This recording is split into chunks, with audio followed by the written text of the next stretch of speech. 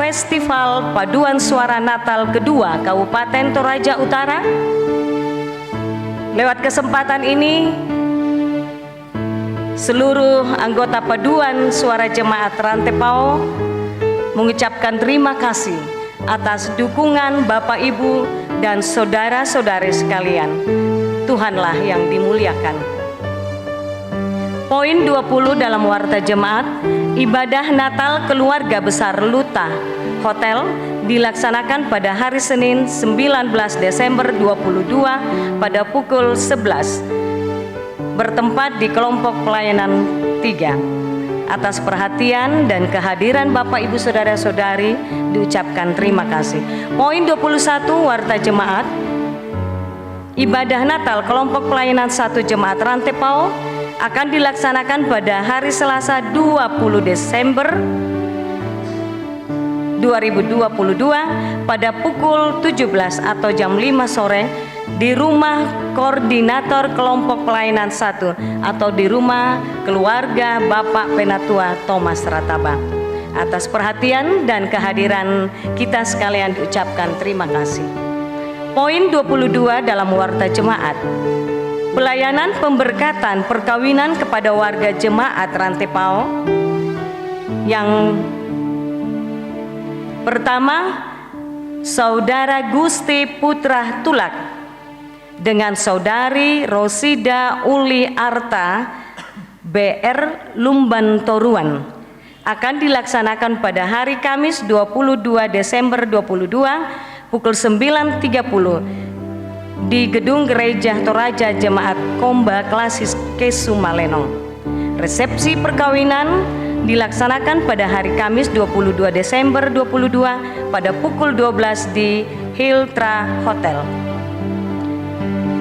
Kedua, mempelai dan orang tua mengundang kepada kita sekalian, Bapak Ibu, majelis gereja dan warga jemaat untuk sekiranya boleh hadir di dalam resepsi perkawinan kedua anak terkasih kita. Yang kedua, Saudara Dr. Valeriano Makai dengan Saudari Emma Magdalena TSSI MSC akan dilaksanakan pada hari Kamis 29 Desember 22 pukul 8.30 sampai selesai di Gedung Gereja Toraja Jemaat Rantepao Klasis Rantepao. Resepsi perkawinan akan dilaksanakan pada hari Kamis 29 Desember 22 pada pukul 12 di Hotel Toraja Prince. Mohon dukungan dan doa dari warga Jemaat Rantepao. Poin 23 Warta Jemaat, pelayanan baptisan kudus anak warga Jemaat Rantepao akan dilaksanakan pada hari Minggu 25 Desember 22 dalam kebaktian Jemaat Rantepao pukul 9. Dan ada beberapa anak warga jemaat yang telah mendaftar ada di Warta Jemaat. Untuk pastoral dari kedua orang tua calon baptis akan dilaksanakan pada hari Jumat 23 Desember 22 pukul 10 di Gedung Pelayanan Jemaat Rantepao. Mohon dukungan doa warga jemaat. Poin 24 Warta Jemaat, berita duka cita telah meninggal dunia satu Bapak Ete Sambo Karaeng atau Nenek Lorna pada hari Senin 12 Desember 22 di Rumah Sakit Elim Rantepao, dan jenazah sekarang berada di rumah kediaman kelompok pelayanan 1A. 2. Ibu Juniarti Talantan atau Mama Wanda, anggota Jemaat Rantepao kelompok pelayanan 5 pada hari Jumat 16 Desember 22, dan jenazah sekarang berada di kampung di Sakdan Sangkaropi. Majelis gereja dan anggota Gereja Toraja Jemaat Rantepao menyatakan rasa duka yang mendalam atas meninggalnya kedua orang tua terkasih kita, Tuhan kiranya menghiburkan segenap keluarga. Poin 25 dalam Warta Jemaat. Pelayanan sakramen perjamuan kudus akan dilaksanakan pada hari Sabtu 31 Desember 2022 pada pukul 17 di Gedung Gereja Toraja Rantepao. Diharapkan kepada warga jemaat untuk mempersiapkan diri di dalam menerima pelayanan ini dan tetap dukung di dalam doa. Demikian penekanan Warta Jemaat. Selamat beribadah, Tuhan memberkati.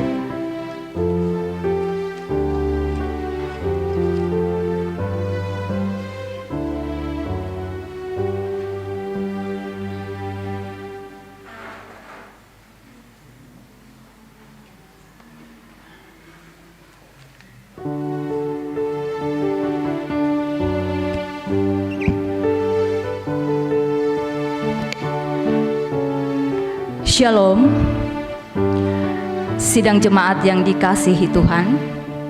Mari kita teduhkan hati dan pikiran kita.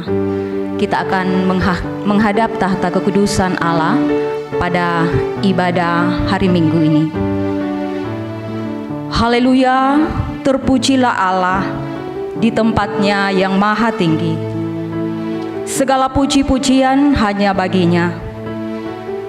Minggu ini kita memasuki Minggu Advent yang keempat, yang dirangkaikan dengan pembukaan Pekan Keluarga Gereja Toraja, memaknai kelahiran Yesus Kristus dalam persekutuan dan kehidupan keluarga. Mari menikmati hadirat Tuhan, menyembahnya dengan tuntunan tema Anak Allah dari keturunan Daud. Jemaat Tuhan, mari berdiri. Marilah memuji Allah Maha Tinggi. Pada hari ini, hari bahagia, kita lakukan 2 kali.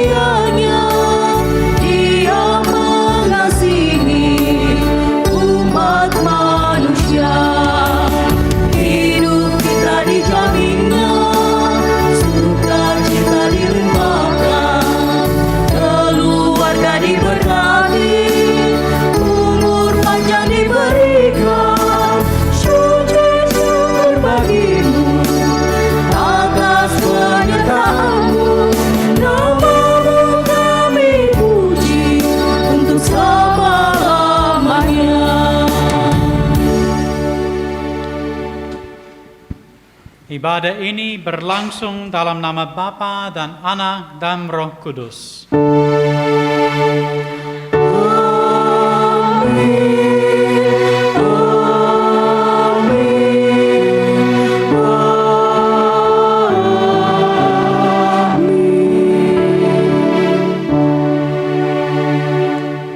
Salam sejahtera dari Sang Juru Selamat kepada kamu sekalian. Kasih-Nya, damai-Nya menyertai kamu sekalian. Dan menyertaimu juga.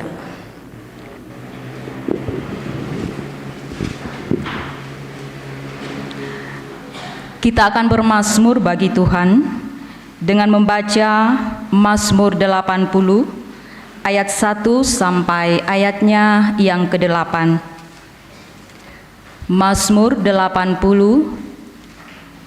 ayat 1 sampai ayatnya yang ke-8. Doa untuk keselamatan Israel. Hai Gembala Israel, pasanglah telinga. Engkau yang menggiring Yusuf sebagai kawanan domba. Ya engkau yang duduk di atas para kerub, tampillah bersinar. Di depan Efraim dan Benyamin dan Manasye. Bangkitkanlah keperkasaanmu, Dan datanglah untuk menyelamatkan kami. ya Allah, pulihkanlah kami. Buatlah wajah-Mu bersinar, maka kami akan selamat. Tuhan Allah semesta alam, Lama lagi murka-Mu menyala sekalipun umat-Mu berdoa. Engkau memberi mereka makan roti cucuran air mata. Engkau memberi mereka minum air mata berlimpah-limpah. Engkau membuat kami menjadi pokok pencederaan tetangga-tetangga kami. Dan musuh-musuh kami mengolok-olok kami. Ya Allah semesta alam, pulihkanlah kami. Buatlah wajah-Mu bersinar, maka kami akan selamat. Amin.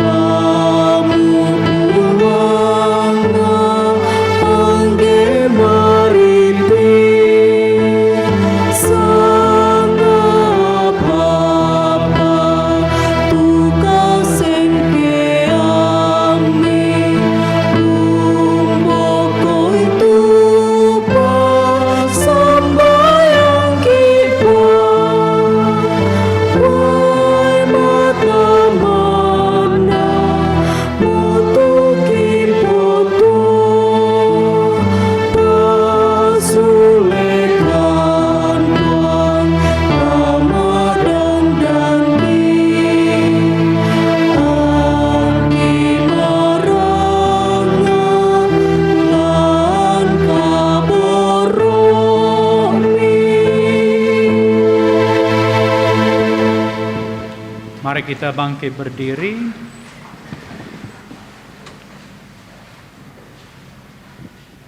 Dengarkan firman Tuhan. Sebab itu jadilah penurut-penurut Allah, seperti anak-anak yang kekasih, dan hiduplah di dalam kasih, sebagaimana Kristus Yesus juga telah mengasihi kamu, dan telah menyerahkan dirinya untuk kita sebagai persembahan dan korban yang harum bagi Allah.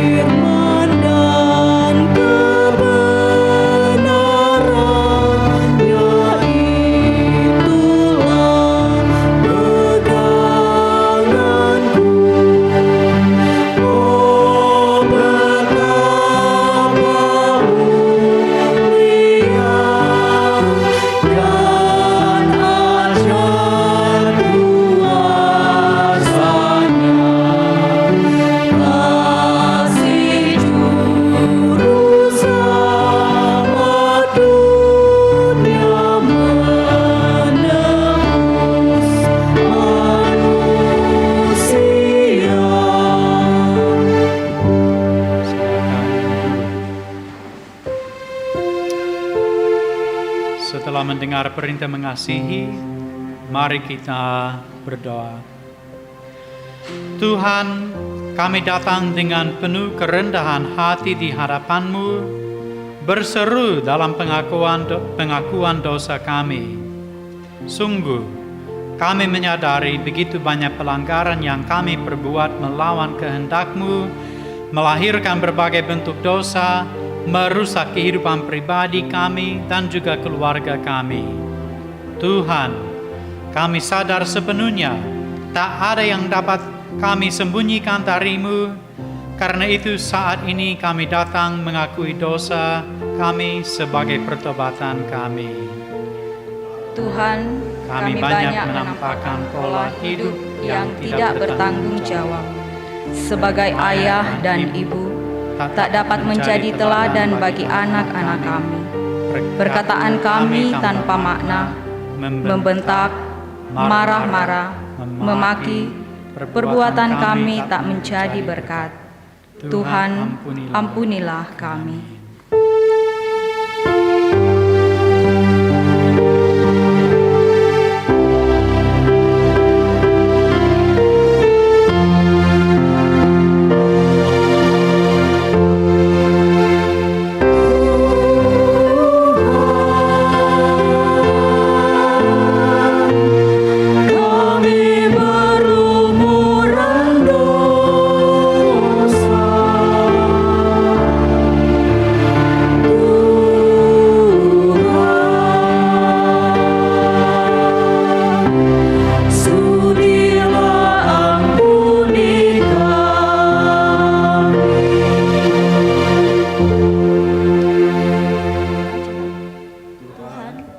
Sebagai pemuda, kami tidak sungguh-sungguh menata masa depan kami.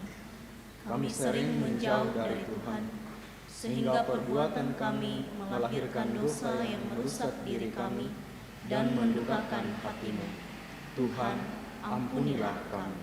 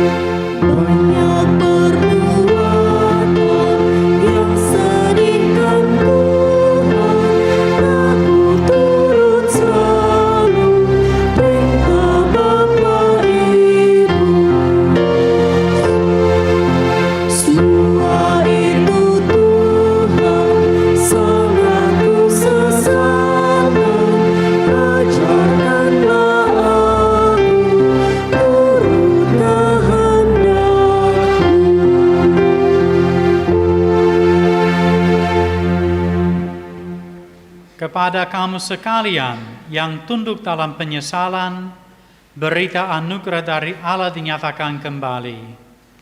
Tuhan adalah penyayang dan pengasih, panjang sabar dan berlimpah kasih setia. Tidak selalu Ia menuntut dan tidak untuk selama-lamanya Ia mendendam.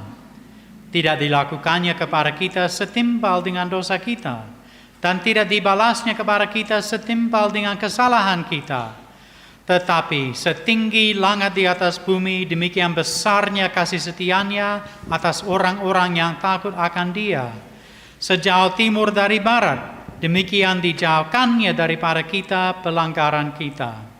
Seperti Bapa sayang kepada anak-anaknya, demikian Tuhan sayang kepada orang-orang yang takut akan Dia. Sebab Dia sendiri tahu apa kita. Dia ingat bahwa kita ini debu. Jemaat Tuhan, kita akan menyatakan syukur kita untuk segala kasih dan berkat Tuhan. Kita akan menyatakan syukur kita melalui persembahan. Sebab jika kamu rela untuk memberi, maka pemberianmu akan diterima. Kalau pemberianmu itu berdasarkan apa yang ada padamu, bukan berdasarkan apa yang tidak ada padamu. Kita nyatakan syukur kita diiringi pujian Tuhan betapa banyaknya.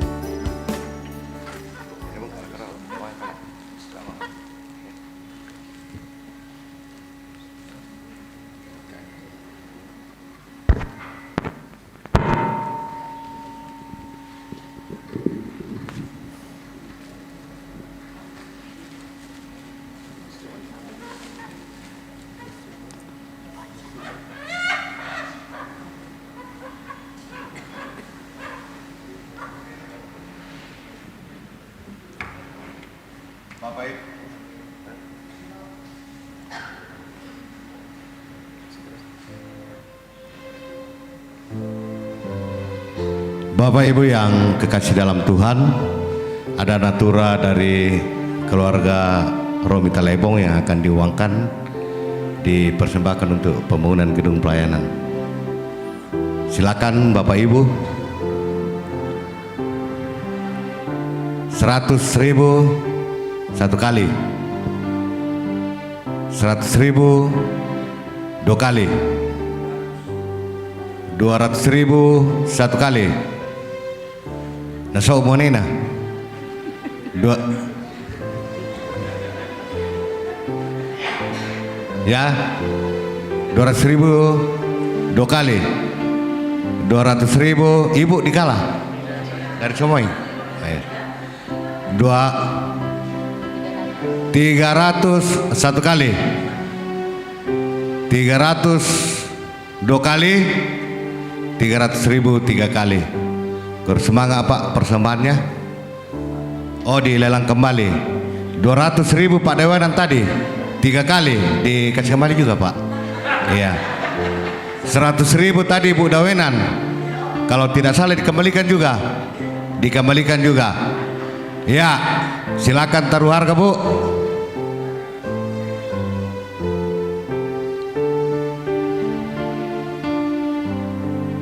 Rp50.000 1 kali.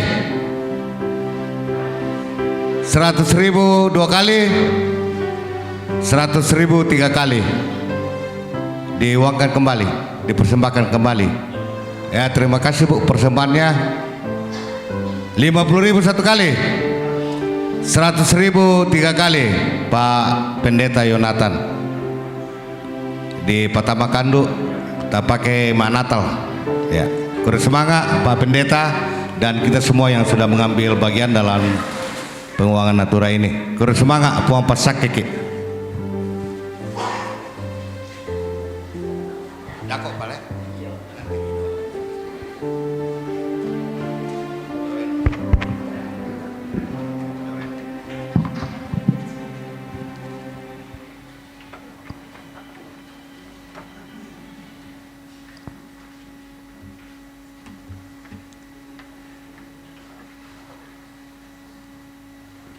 Mari kita berdoa. Bapa kami dalam surga, kami mengakui bahwa begitu banyak Tuhan memberikan berkat kepada kami. Atasnya kami ucapan syukur kepadamu, semua berkat-berkat yang kami boleh terima. Sebagai ungkapan syukur kami ya Tuhan, kami datang membawa diri kami, persembahan kami. Semoga itu dapat bermakna di hadapan-Mu, dapat dipakai untuk pelayanan Tuhan. Yang masih ada kepada kami Tuhan berkati, agar kami gunakan dengan baik secara bertanggung jawab. Inilah ungkapan syukur kami Tuhan. Terimalah dalam Yesus Kristus kami datang kepada Bapa di surga. Amin.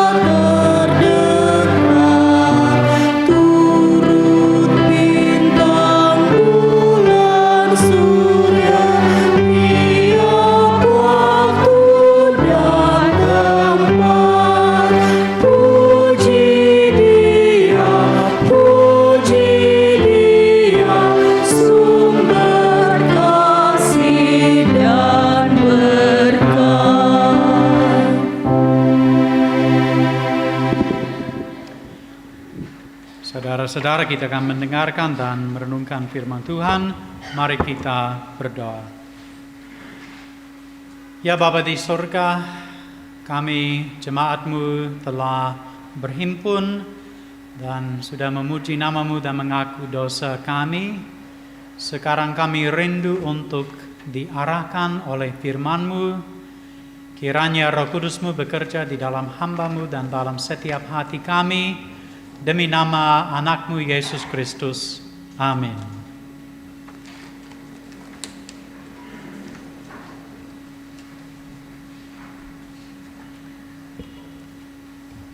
Bapak, Ibu, saudara-saudara terkasih di dalam Tuhan, kita akan bersama-sama membaca dari pembacaan yang pertama dari firman Tuhan dari kitab Yesaya pasal 7 ayat yang ke-10 sampai ayat yang ke-16.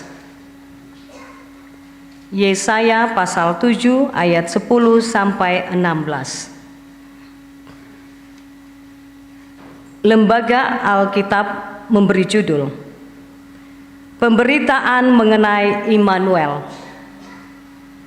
Tuhan melanjutkan firman-Nya kepada Ahaz, katanya, "Mintalah suatu pertanda dari Tuhan Allahmu. Biarlah itu sesuatu dari dunia orang mati yang paling bawah, atau sesuatu dari tempat tertinggi yang di atas."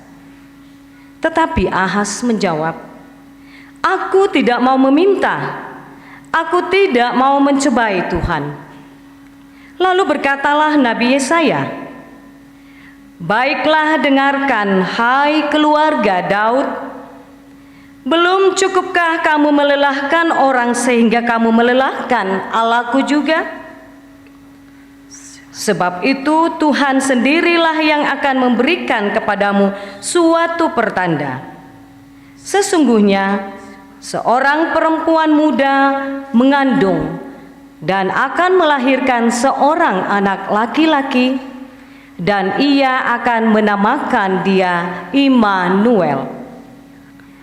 Ia akan makan dadi dan madu sampai ia tahu menolak yang jahat dan memilih yang baik. Sebab sebelum anak itu tahu menolak yang jahat dan memilih yang baik, maka negeri yang kedua rajanya engkau takuti akan ditinggalkan kosong." Demikian firman Tuhan. Amin. Sidang jemaat kekasih Tuhan, pembacaan yang kedua terambil dari Roma pasal 1 ayat 1 hingga ayat yang ke-7. Roma pasal 1 ayat yang pertama hingga ayat yang ke-7. Firman Tuhan, "Dari Paulus, hamba Kristus Yesus, yang dipanggil menjadi rasul dan dikuduskan untuk memberitakan Injil Allah. Injil itu telah dijanjikannya sebelumnya dengan perantaraan nabi-nabinya dalam kitab-kitab suci tentang anaknya yang menurut daging diperanakkan dari keturunan Daud, dan menurut Roh kekudusan dinyatakan oleh kebangkitannya dari antara orang mati, bahwa ia adalah anak Allah yang berkuasa, Yesus Kristus Tuhan kita. Dengan perantaraannya kami menerima kasih karunia dan jabatan rasul untuk menuntun semua bangsa supaya mereka percaya dan taat kepada namanya. Kamu juga termasuk di antara mereka, kamu yang telah dipanggil menjadi milik Kristus. Kepada kamu sekarang sekalian yang tinggal di Roma, yang dikasihi Allah, yang dipanggil dan dijadikan orang-orang kudus, kasih karunia menyertai kamu, dan damai sejahtera dari Allah Bapa kita dan dari Tuhan Yesus Kristus. Amin. Firman Tuhan. Haleluya.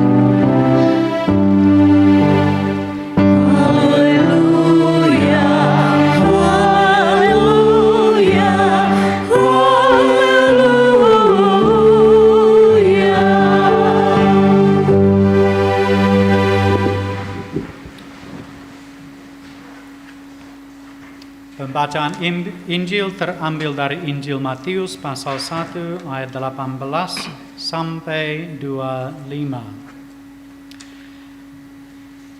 Kelahiran Yesus Kristus adalah seperti berikut. Pada waktu Maria ibunya bertunangan dengan Yusuf, ternyata ia mengandung dari Roh Kudus sebelum mereka hidup sebagai suami istri.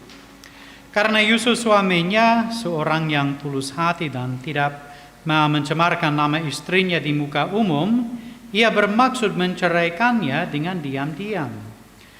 Tetapi ketika ia mempertimbangkan maksud itu, malaikat Tuhan nampak kepadanya dalam mimpi dan berkata, "Yusuf, anak Daud, janganlah engkau takut mengambil Maria sebagai istrimu, sebab anak yang di dalam kandungannya adalah dari Roh Kudus.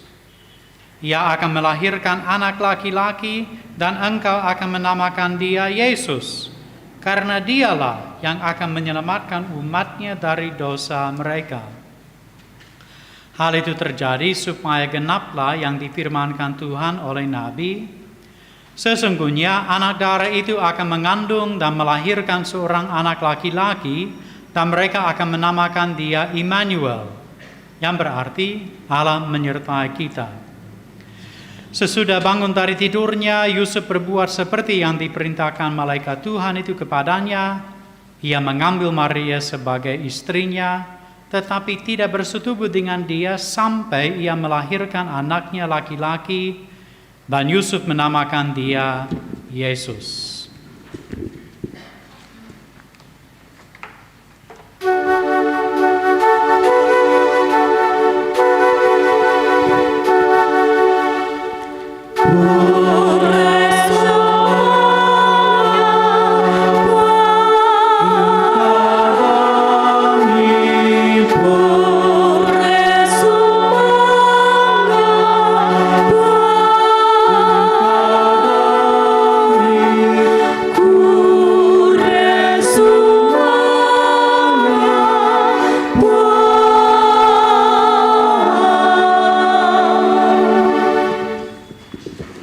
Silakan duduk.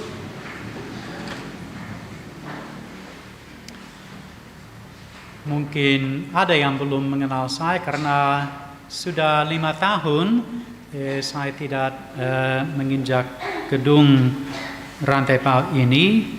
Dulu sering, jadi 2002 saya mulai bertugas di SCT Rantai Pal pada saat itu. Ini 20 tahun yang lalu kan. Dan kami chapel di sini dan saya anggota jemaat di sini kurang lebih sampai tahun 2018. Tapi sekarang kami sekeluarga tinggal di Tikala dan berjemaat di sana. Tapi saya senang ada kesempatan untuk kembali ke sini. Tahu-tahu kelompok 3 yang melayani dulu ketika saya mulai di sini, saya di kelompok 3, kemudian kelompok 2. Jadi sudah begitulah. Jadi ya senangnya berada di sini. Nah, kami di Jalan Poros di Tikala ya, jadi seringkali ada rombongan lewat. Dan tidak peduli jamnya, biar jam 2 subuh, tetap motor di bunyinya keras, sirene ada dan sebagainya. Jadi mudah-mudahan masih tidur ya, tetapi kalau lagi ini agak mengganggu. Tapi juga kalau pagi dan sebagainya. Dan akhir-akhir ini sepertinya mulai makin banyak. Jadi ini barangkali persiapan ya. Kalau mau dikatakan ini masa Advent dan menjelang Natal, ini minggu keempat Advent, ini juga adalah masa upacara. Mengapa ya? Karena antara lain banyak keluarga perantau menyempatkan diri untuk pulang. Jadi ya kalau pernikahan, rambu solo dan sebagainya, lumayan banyak yang terjadi. Nah, dalam budaya tradisional Toraja, artinya saya tidak mengandaikan bahwa hal ini berlaku sama untuk semua yang ada di sini karena budaya berubah ya. Tetapi dalam budaya tradisional, rambu solo boleh dikatakan puncak dari kehidupan orang yang baik. Jadi di dalamnya martabat keluarga termasuk almarhum atau almarhumah diperlihatkan. Jadi banyak hewan yang dipulangkan atau dibawa yang menunjukkan bagaimana kebaikan keluarga dalam berrelasi dengan keluarga yang lain dan dengan masyarakat. Kemudian banyak tamu yang datang. dan hal itu menunjukkan bagaimana jasa keluarga di dalam masyarakat. Kemudian di dalam upacara itu berbagai cara untuk melampiaskan rasa rindu dan duka terhadap orang yang sudah tidak ada lagi. Dan jadi upacara itu menjadi suatu puncak dan memang menjadi hal yang besar ya. Orang Barat selalu kaget ya. Kalau misalnya turis atau ketika saya datang 2002 beberapa kali saya dibawa ke upacara dan ya hanya singgah, dan hal itu sudah lebih besar daripada penguburan kalau di dunia Barat. Lebih lagi katanya ini hanya hari ketiga dari 5 atau 6. Jadi ya orang Barat dikasih kaget kenapa begitu. Nah kemudian yang mulai saya amati dan diberitahukan adalah banyak hal dalam kehidupan orang Toraja yang diarahkan oleh pengharapan ini. Artinya puncak itu menjadi semacam tujuan hidup yang cukup berpengaruh dalam banyak hal. Jadi terutama ya pentingnya menjaga relasi yang baik dengan keluarga. Karena untuk mengadakan upacara yang besar, banyak pihak yang harus turut bekerja. Jadi kita menjaga relasi yang baik antara lain dengan membawa kewajiban kita pada saatnya. Dalam rangka itu ya banyak orang bahkan di kota seperti Rantai Pao yang di balik rumah ada kandang babi. Kalau di Tikala sepertinya beberapa lahan kosong yang ada. Jadi babi menjadi cara menabung dan juga siapa tahu tiba-tiba ada sesuatu. Jadi ya hal itu memelihara babi menjadi suatu praktik yang biasa. Kemudian ya kalau anak mau masuk dalam karier tidak buruk ya kalau penghasilan mereka nanti banyak. Karena hal itu akan membantu dalam upacara-upacara keluarga selanjutnya. Jadi ya didorong untuk kalau bisa menjadi dokter atau sesuatu yang lain yang dianggap cukup berpenghasilan, paling sedikit PNS atau bagaimana ya. Jadi ini semuanya karena adat ini yang memang suatu kerinduan dan sesuatu yang dianggap baik butuh banyak uang.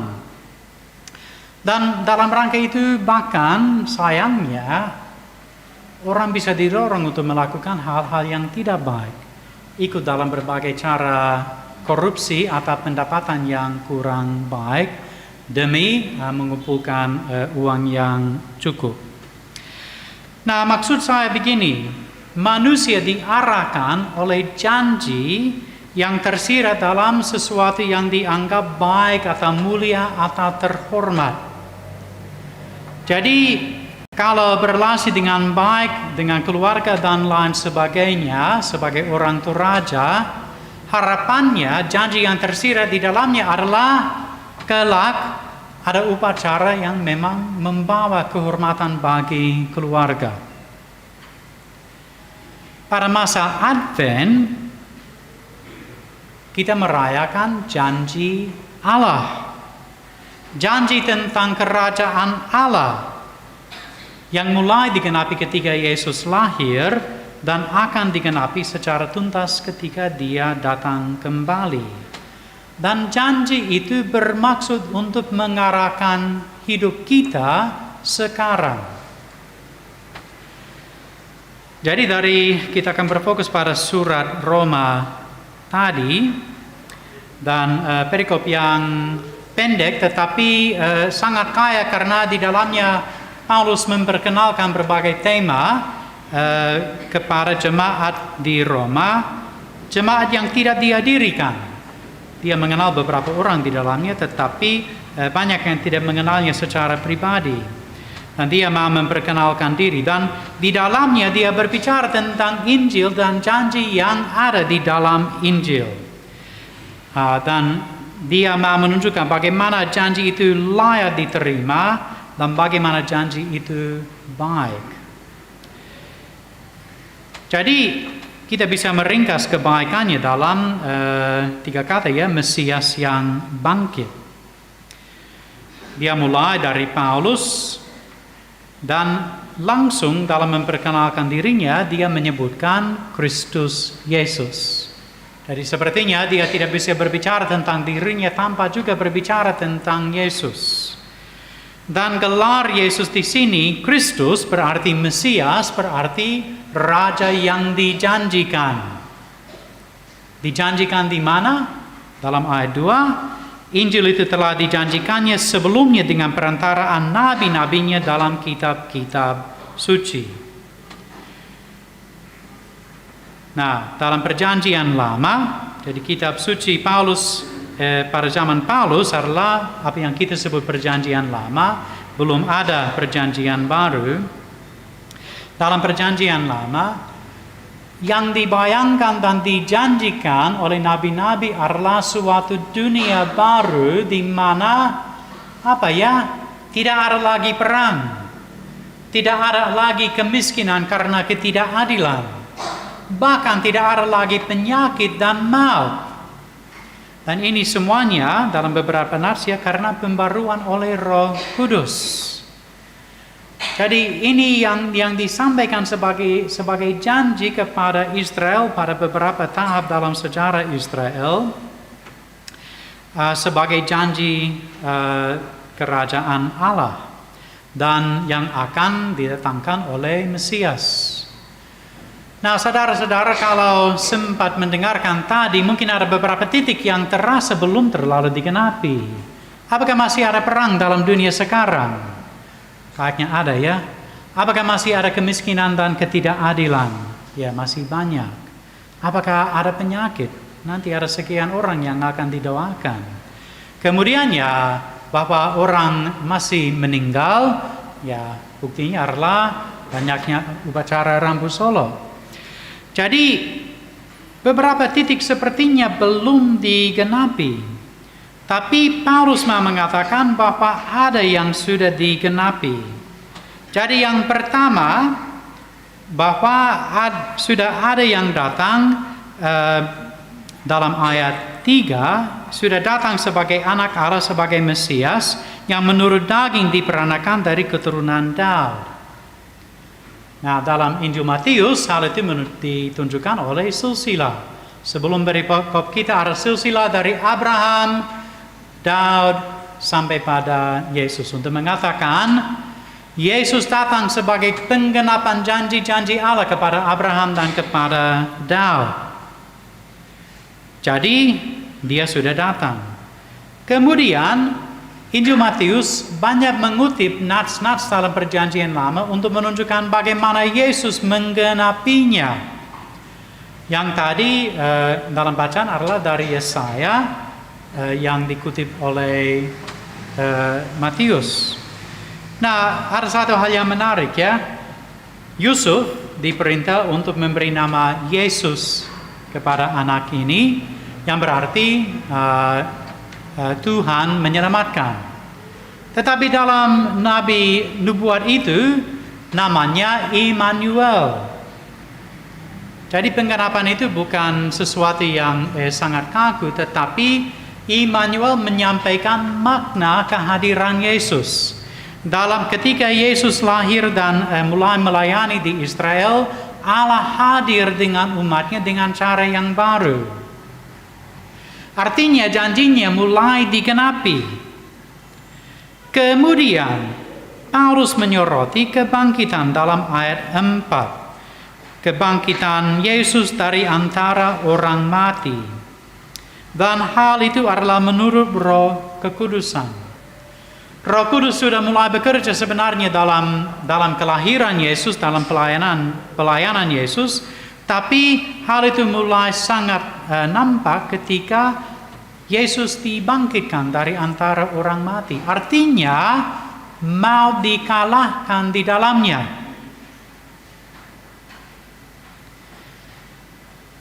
Jadi saudara-saudara, di dalam kelahiran Yesus, janji Allah sudah mulai ditepati.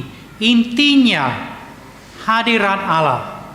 kuasa Roh Kudus, pengalahan maut, intinya sudah muncul. Sehingga misalnya ya dalam Roma pasal 8 Paulus menguatkan mereka dengan mengatakan Allah yang tidak menyayangkan anaknya sendiri tetapi menyerahkannya bagi kita semua, bagaimanakah mungkin ia tidak mengaruniakan segala sesuatu kepada kita bersama-sama dengan Dia. Artinya begini, kalau kita bertanya apakah Allah akan menepati janjinya, Dia sudah kasih bukti yang besar dalam kelahiran Yesus, dalam pelayanan Yesus, dalam kematian Yesus bagi dosa, dan terutama dalam kebangkitan Yesus yang sudah mengalahkan maut dan melepaskan kuasa Roh Kudus dalam kehidupan jemaat. Janji Allah sudah terjamin. Janji Allah sudah layak kita percayai.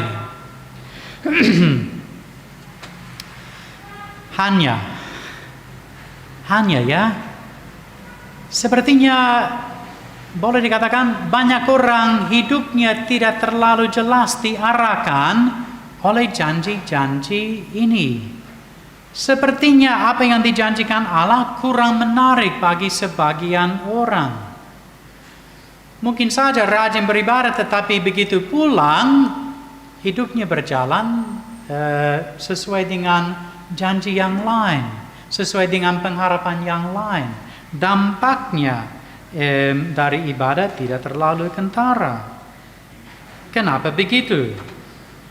Ini beberapa usul ya, tetapi sesuatu yang bisa juga direnungkan secara pribadi. Jadi satu hal yang saya amati ya, Yesus tidak terlalu menonjol sebagai figur kalau yang kita cari adalah penguasa politik atau orang yang jago dalam ekonomi, orang yang menjadi kaya raya, bahkan jadi dia mengembara di Israel tanpa terlalu punya tempat, tidak ada rumah yang bagus, tidak ada kereta yang dibawa oleh kuda, tidak ada mobil pada zaman itu. Artinya tidak terlalu gemilang. Kemudian ya cara matinya sangat hina pada salib. Dan sehingga ya kalau kita meninjau orang seperti apa itu Yesus, banyak yang tidak mampu melihat visi yang mulia di dalamnya.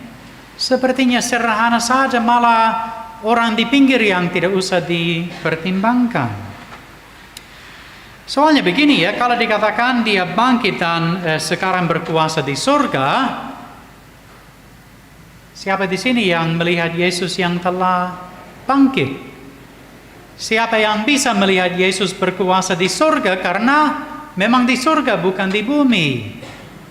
Kalau Presiden RI, banyak orang yang melihatnya karena ada tempatnya, tempat tinggal, istana dan sebagainya. Tetapi kalau Yesus ya, kita tidak bisa melihatnya.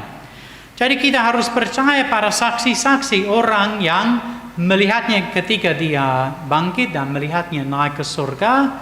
Mereka yang memberi kesaksian, dan hal itu harus kita percayai. Tidak bisa melihatnya langsung.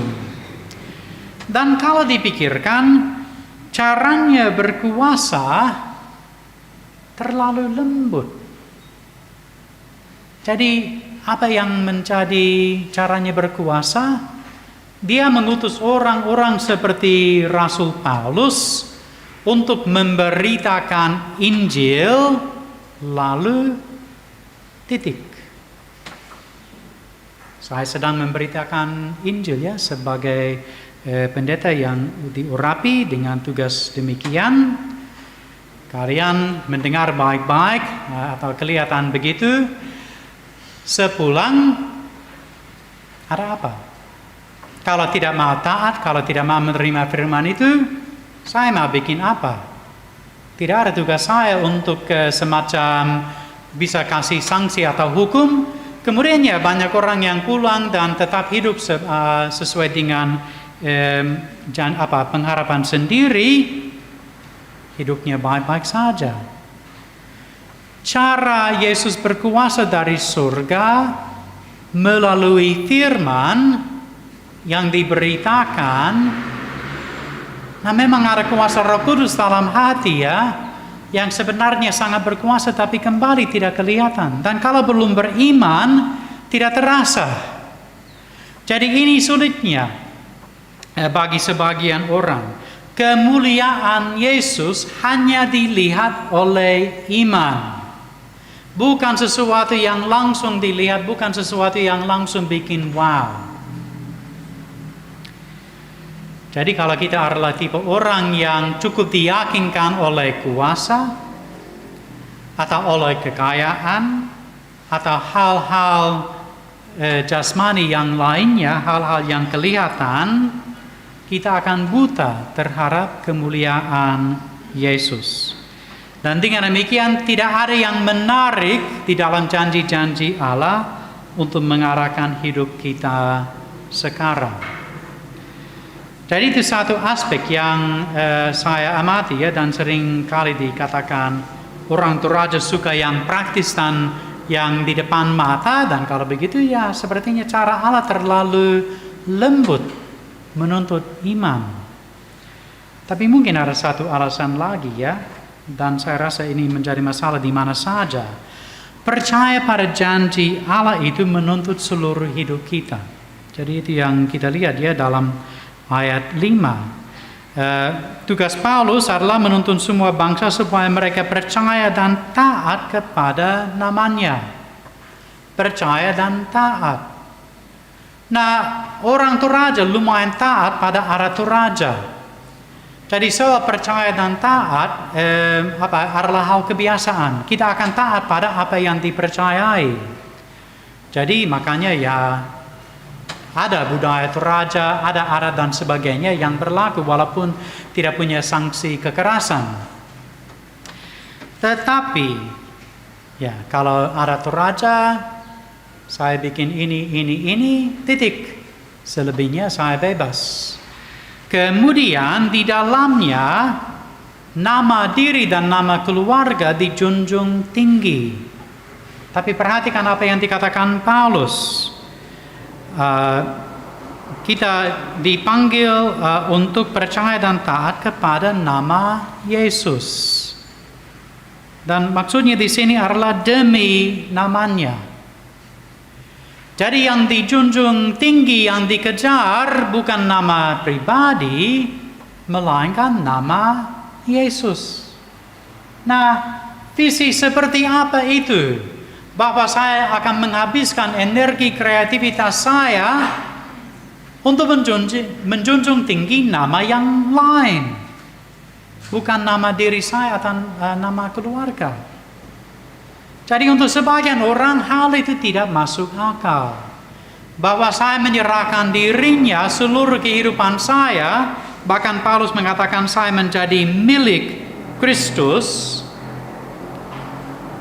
demi nama pihak yang lain, nama Yesus.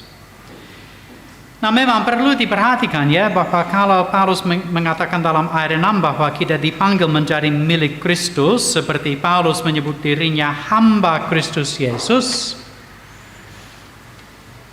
Apa ya, ini bukan hamba dalam artian suruhan yang rendah. Maksud saya begini ya, dulu dalam kekaisaran Romawi, pegawai adalah hamba kaisar. Mungkin yang menjadi PNS merasa tidak terlalu berbeda sekarang ya, saya tidak tahu. Tapi pokoknya pada zaman itu ya, pegawai kekaisaran adalah hamba kaisar. Tetapi pegawai yang tinggi bukan orang rendahan. Mereka punya kuasa yang banyak. Nah, kuasa itu ada karena kaisar. Tetapi ya berbeda ya, hamba yang menjadi kepala hamba dalam rumah tangga orang kaya ketimbang hamba yang tugasnya hanya menunggu perintah. Nah, kita sebagai hamba Allah di dalam Yesus Kristus bukan suruhan yang menunggu perintah. Kita dipanggil sama seperti Paulus untuk menjadi pelaku bagi Allah. Hanya memang pelaku bagi misi dan kepentingan Allah, bukan untuk diri sendiri. Bukan untuk menjunjung tinggi nama kita, melainkan nama Yesus Kristus. Nah memang praktis ya, banyak orang yang saleh dan percaya dan taat yang berbuat baik, dan memang nama mereka baik di mata sebagian orang. Masalahnya begini, ketika dalam konteks tertentu kita juga harus berbuat benar, pihak-pihak tertentu bisa tersinggung, malah mulai membenci kita. Saya kasih contoh yang cukup sepele sebenarnya ya, tetapi bukan urusan saya untuk menyoroti. Banyak contoh sebenarnya bisa dipikirkan. Tapi ini teman saya yang pernah memiliki toko dan pelanggan masuk dan membeli sesuatu kemudian minta nota yang kosong. Pertama kali saya mendengar ada praktik begitu, saya agak bingung. Apa maksudnya dan sebagainya. Kemudian dijelaskan, tidak usah dijelaskan kepada kalian karena pasti sudah mengerti. Dia minta maaf, tidak bisa begitu. Oh ya, jadi mungkin bisa harga sekian ya, yang di atas harga yang sebenarnya. Minta maaf ya, tidak bisa begitu. Apakah nama teman saya baik di mata pelanggan itu? Pasti orangnya tersinggung. Kemungkinan besar dia marah. Bisa saja dia marah karena dia menganggap ini kenapa soalin dan sebagainya. Bisa bahwa sebenarnya dia malu dan marah untuk menutupi rasa malu itu. Pokoknya teman saya sudah memilih untuk menjunjung tinggi nama Yesus dan kepentingan kerajaan Allah daripada mencari nama baik atau keuntungan atau apalagi di dalamnya. Dia melihat dirinya sebagai milik Kristus, bukan milik laba, bukan milik disukai orang. Dia sebenarnya diarahkan oleh apa yang diucapkan Paulus dalam ayat 7. Jadi kepada kamu sekalian yang tinggal di Roma yang dikasihi Allah, kasih Allah yang penting baginya, yang dipanggil dan dijadikan orang-orang kudus, kasih karunia menyertai kamu, dan damai sejahtera dari Allah Bapa kita dan dari Tuhan Yesus Kristus. Kalau shalom yang kita nantikan, dunia yang sudah baik, belum terwujud sepenuhnya, tetapi yang ada sekarang adalah damai sejahtera. Di dalam Yesus, dosa kita sudah diampuni. Kita sudah mulai mengalami kuasa Roh Kudus dalam mengubah hidup kita. Dan kita punya janji-janji yang terjamin. Dan daripada merusak damai sejahtera itu dengan mencari keuntungan diri, dia tetap bertindak sebagai milik Kristus. Nah, saudara-saudara, pada musim Advent yang sekalian menjadi musim banyak upacara, kita banyak dilatih. Setiap kali ada rambu solo kita mengikuti upacara, kita dipola dalam adat Toraja. Kita diingatkan, kita menikmatinya, kerinduan supaya kita juga punya akhir seperti itu terbangun. Saya berbicara tentang orang-orang asli Toraja ya, tidak sama untuk diri saya misalnya. Tapi ada efeknya ya dari setiap saat mengikuti program seperti itu. Masa Advent punya maksud yang sama. Masa Advent dan Natal punya maksud yang sama. Supaya kita dilatih bukan dalam janji yang manusiawi. Tidak ada yang salah ya dengan aratur raja, bukan itu maksud saya. Hal seperti itu, kehormatan keluarga dan sebagainya, hanya menjadi masalah ketika hal itu diutamakan di atas segala sesuatu yang lain. Tapi pada tempatnya itu sesuatu yang baik. Tetapi pada masa Advent kita dilatih untuk mengingat dan merindukan apa yang dijanjikan oleh Allah.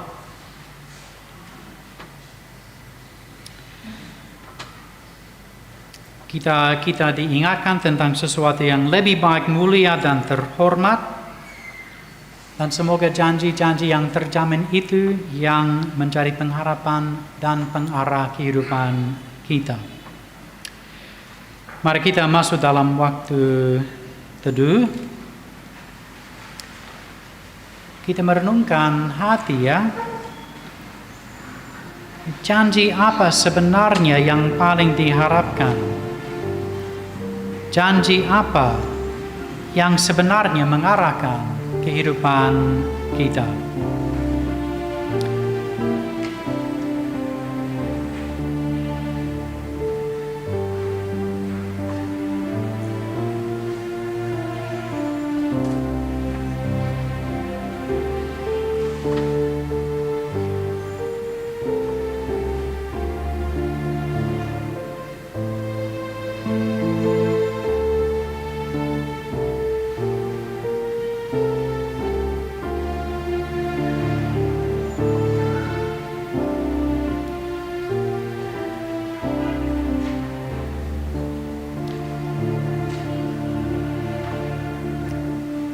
Baiklah, kita melanjutkan doa kita dengan doa syafaat. Kita berdoa. Ya Bapa di surga, terima kasih atas janji-janji-Mu, janji yang terjamin dalam kedatangan Yesus yang pertama kalinya, dan janji penuntasan janji yang kami nantikan dalam kedatangan Yesus yang kedua kalinya. Dan kami berdoa untuk setiap jemaat supaya hidup kami diarahkan olehnya. Ya Bapa di surga, kami juga mau berdoa untuk berbagai orang dalam pergumulannya. Ada 9 orang yang terdaftar sakit. Ibu Penatua Juniati Bandaso di Rumah Sakit Wahidin, Bapak Dayoni Alolinggi di Rumah Sakit Makassar, Ibu Kala Husain di Jakarta, Bapak Erwin Papayungan di Makassar, Nenek Fajar, Ibu mertua dari Penatua Mural Pongsapu, anak kekasih Arkananta yang di Rumah Sakit Merampa, anak kekasih Dominika Island di Rumah Sakit Makassar, Bapak Daud Pongsiluran di Rumah Sakit Makassar, dan Ibu Betty di rumah. Mereka memohon didoakan, dan kami berdoa supaya mereka dikuatkan di tengah pergumulan mereka, juga keluarga yang menemani mereka dan semua tenaga medis yang merawat mereka. Kami berdoa supaya melalui semua sumber dan dengan kuasa Roh Kudus-Mu dalam iman mereka, mereka boleh mendapat pemulihan dan kembali memuji nama-Mu dan hidup dalam ketaatan. Kami juga mau berdoa bagi anggota lansia, terutama yang tidak bisa mengikuti ibadah langsung. Kami berdoa supaya Engkau tetap mengingatkan mereka, semoga kesempatan-kesempatan untuk melayani, menikmati persekutuan dengan umat-Mu, kuatkanlah iman mereka dan pengharapan mereka, supaya mereka tetap boleh bersukacita, dan sertailah juga semua yang menemani mereka dalam masa lansia mereka. Bapa di surga, kami juga mau bersukacita dengan 59 orang yang terdaftar berulang tahun sebagai anggota jemaat. Engkau telah menyertai mereka sampai titik ini. Sertalah mereka juga dalam kehidupan selanjutnya. Semoga makin tua, makin bertumbuh dewasa dan berhikmat. Bapa di sorga, kami mau berdoa untuk setiap usaha dan pekerjaan jemaat Engkau yang memberkati kami melalui berbagai usaha di dalam pekerjaan. Bantulah kami untuk menjadi orang yang jujur, bantulah kami untuk menjadi orang yang mau membawa kesejahteraan bagi masyarakat, apa saja pelayanan kami. Kami juga mau berdoa untuk yang sementara mencari pekerjaan, sesuatu usaha yang dapat berat, tetap memberi semangat kepada mereka dalam pengharapan akan penyertaan-Mu. Bapa di sorga, kami juga mau berdoa untuk anak-anak anggota jemaat, untuk pertumbuhan mereka, untuk pendidikan mereka. Semoga masa libur ini menjadi penyegaran supaya tahun depan mereka kembali siap untuk bertumbuh dalam pengetahuan, dalam kemampuan bersosialisasi. Dan ya, kami berdoa supaya Engkau menjaga dalam kesehatan dan di dalam pergaulan di dalam keluarga. Kami juga mau berdoa untuk pelayanan di dalam jemaat. Banyak acara Natal dan yang lainnya, dan sertailah Bapak dan Ibu Pendeta, semua majelis, semua OIG yang turun tangan dalam berbagai pelayanan, dan semoga di dalamnya iman kami dikuatkan, kami diingatkan tentang apa yang sungguh baik, benar dan mulia, yaitu kerajaan-Mu. Jadi dalam rangka itu kami mau berdoa khususnya untuk pelayanan baptisan kudus pada hari Natal, hari Minggu depan. Kami bersyukur atas keluarga yang mau menyerahkan anak, dan kalau ada orang dewasa juga yang mau memberi dirinya dibaptis, untuk menyambut mereka di dalam keluarga Allah, dan semoga perayaan itu menjadi sukacita bagi kami semua. Kami juga mau berdoa untuk pelayanan perkawinan Saudara Gusti Putra Tulak dan Saudari Rosida Uli pada tanggal 20 Desember, dan Saudara Valeriano Makai dan Saudari Emmy Magdalena pada tanggal 29 Desember seperti yang telah diumumkan. Semoga pemberkatan nikah di dalamnya berkat-Mu menjadi landasan untuk membangun rumah keluarga yang baik dan mensejahterakan keluarga dan masyarakat. Bapa di sorga, pada saat ini kami turut berduka cita dengan keluarga yang berduka cita, keluarga almarhum Ete Samboka Raeng atau Nenek Nurna, keluarga almarhum Yunian di Talantan, Mama Wanda. Kuatkanlah mereka, bantulah mereka dalam semua persiapan. Semoga pelayanan yang ada menguatkan mereka untuk melalui masa ini dengan iman yang teguh. Bapa di sorga, kami juga mau berdoa untuk panitia pembangunan gedung pelayanan, suatu rencana yang diambil dalam iman. Engkau yang akan menyediakan semua yang dibutuhkan, dan semoga sarana itu menjadi sesuatu yang membawa banyak berkat untuk kerajaan-Mu. Dan yang terakhir kami mau berdoa untuk pemerintah, khususnya pada saat ini TNI Polri, dengan tugas yang berat pada masa Natal, Tahun Baru. Banyak ancaman, banyak pihak yang liar. Berikan mereka kebecusan, keberanian, dan keamanan, sementara mereka menjaga keamanan kami. Dan semoga masa ini boleh berjalan dengan damai di seluruh Indonesia. Ya Bapa di sorga, pada saat ini dalam persekutuan bersama kami membawa berbagai pergumulan pribadi di hadapan-Mu.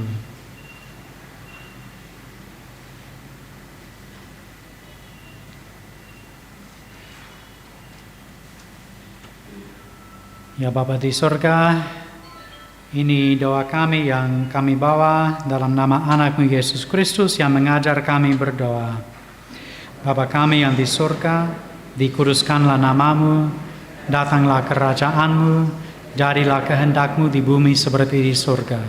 Berikanlah kami pada hari ini makanan kami yang secukupnya, dan ampunilah kami akan kesalahan kami, seperti kami juga mengampuni orang yang bersalah kepada kami. Dan janganlah membawa kami ke dalam pencobaan, tetapi lepaskanlah kami daripada yang jahat.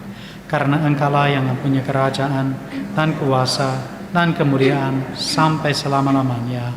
Amin.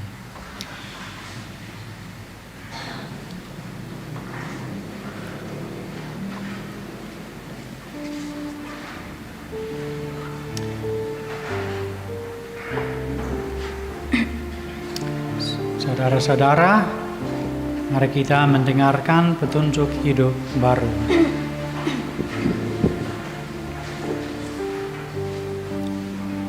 Kepada kamu sekalian yang tinggal di Roma, yang dikasihi Allah, yang dipanggil dan dijadikan orang-orang kudus, kasih karunia menyertai kamu dan damai sejahtera dari Allah Bapa kita dan dari Tuhan Yesus Kristus.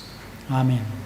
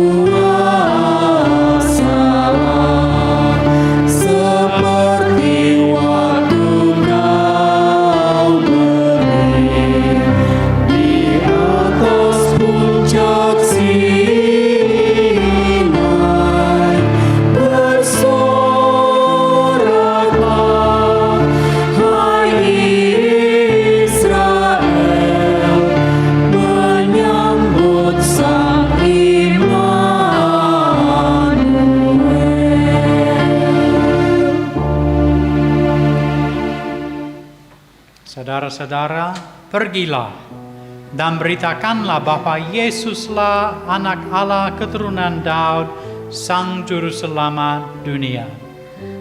Kami siap memberitakannya. Dan terimalah berkat Tuhan. Tuhan memberkati engkau dan melindungi engkau. Tuhan menyinari engkau dengan wajah-Nya dan memberi engkau kasih karunia. Tuhan menghadapkan wajah-Nya kepadamu dan memberi engkau damai sejahtera. Amin. Jemaat Tuhan, mengakhiri ibadah persekutuan kita pada pagi hari ini, kita angkat syukur bagi Tuhan dengan melakukan pelengkap kidung Jemaat 289, Keluarga Hidup Indah.